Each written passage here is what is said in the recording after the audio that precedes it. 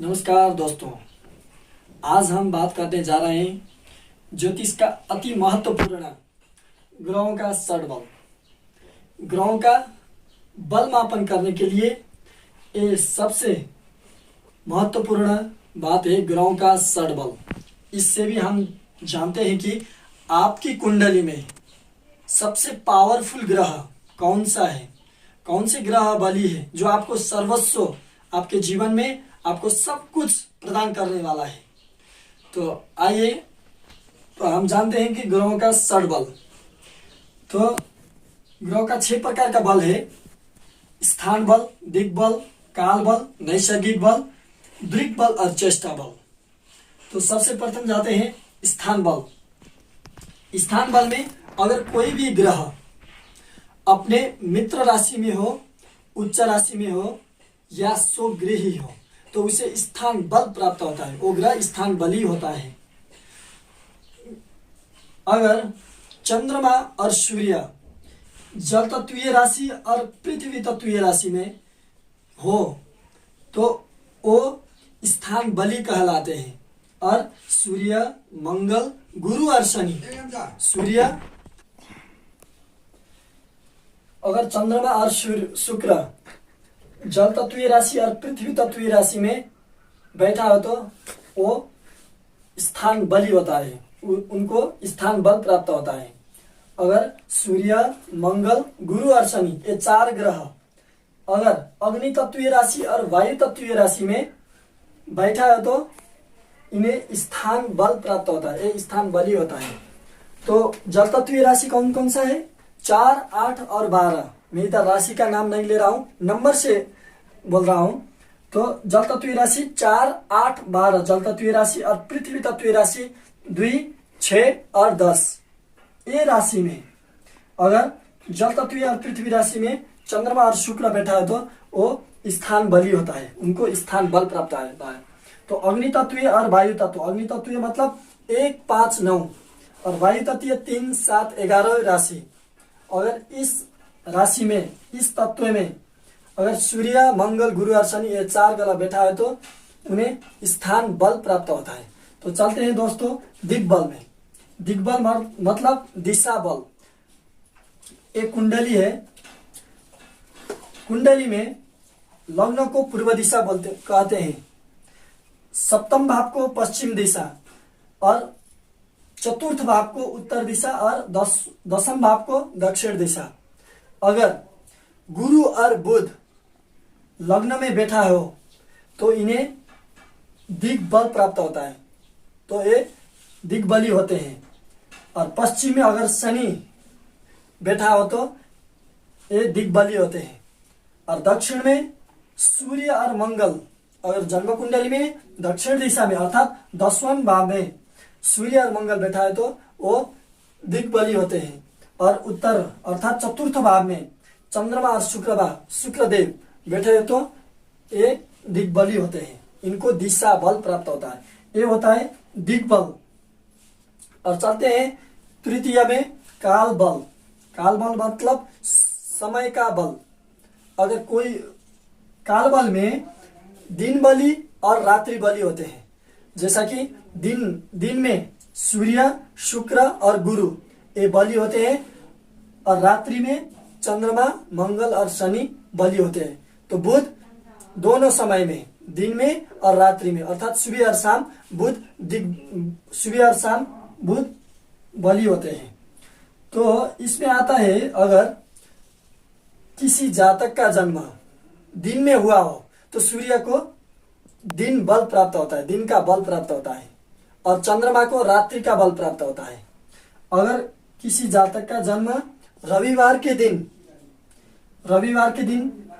में हुआ हो तो सूर्य को 2 प्रकार का बल मिलता है। इधर कौन कौन सा बल? एक होता है दिन में बली सूर्य, और रविवार के दिन, रविवार अर्थात सूर्य के वार, तो वार का बल और दिन का बल, दोनों प्रकार के बल इधर सूर्य को मिल जाता है। अगर किसी जातक का जन्म रविवार में सूर्य के होरा में होता है तो वो सूर्य और दिग्बली और बली होता है इधर। जैसा कि दिन और रात्रि करके ग्रहों का 4 बार आता है होरा। एक ग्रह का होरा 1 घंटे के लिए चलता है और इसी तरह से 24 घंटे में एक ग्रह का 4 बार होरा आता है। तो रविवार के दिन सूर्योदय से ठीक 1 घंटे तक सूर्य का होरा चलता है। उस समय किसी जातक का जन्म हुआ हो तो वो बार का भी बल प्राप्त होता है, सूर्य को दिन का भी बल प्राप्त होता है और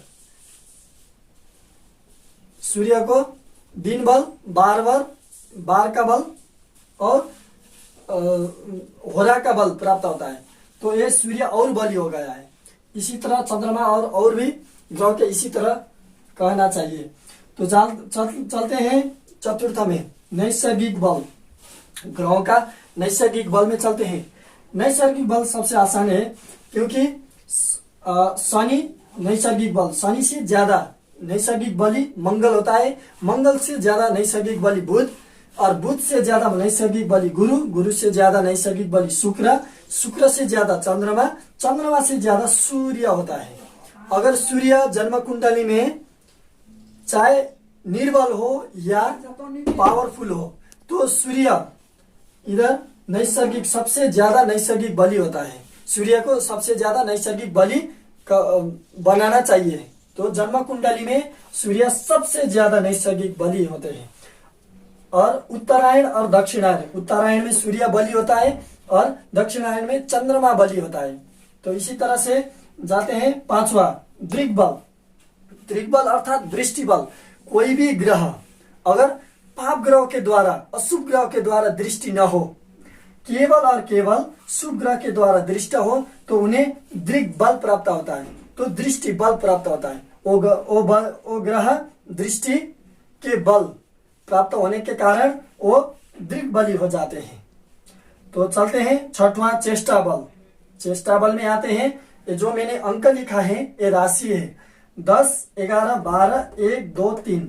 मकर से लेके मिथुन तक राशि में अगर चंद्रमा के साथ कोई भी ग्रह बैठा हो तो उसे चेष्टा बल प्राप्त होता है। वो ग्रह चेष्टा बली प्राप्त होता है। अगर चंद्रमा के साथ सूर्य बैठा है तो सूर्य को चेष्टा बल प्राप्त होता है और चंद्रमा के साथ शनि बैठा है तो शनि को चेष्टा बल प्राप्त होता है।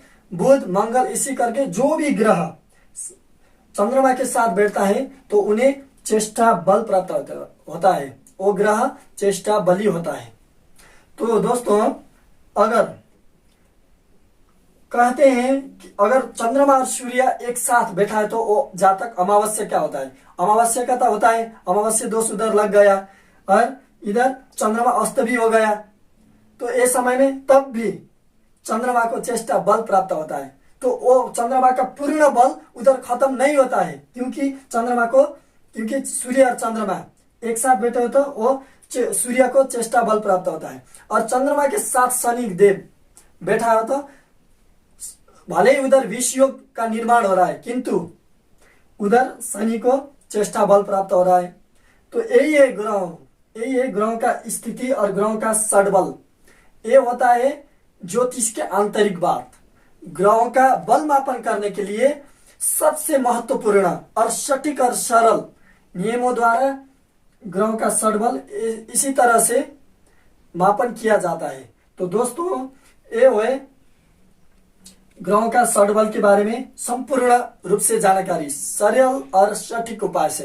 तो आप भी अपने जन्म कुंडली खोलिए और देखिए कि आपके जन्म कुंडली में कौन से ग्रह सबसे ज्यादा बली है, सबसे ज्यादा बली कौन सा है, कितना बल प्राप्त हुआ है वो ग्रह को। वो ग्रह आपको सब कुछ जीवन में देगा। जब उसका दशा, अंतरदशा, प्रत्यंतर दशा भी आए तो वो ग्रह आपको सब कुछ देने वाला होता है। तो दोस्तों आज के इस वीडियो में ग्रहों का षडबल के बारे में मैंने अपना ज्ञान जो भी है वो सब कुछ आपको शेयर किया।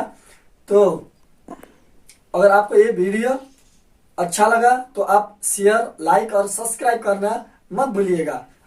आगे भी हम बताएंगे ज्योतिष का सूत्रों और ज्योतिष का अनेक बात बताएंगे जैसे आपके अध्ययन के लिए और आपके ज्ञान के लिए ज्ञान में वृद्धि हो।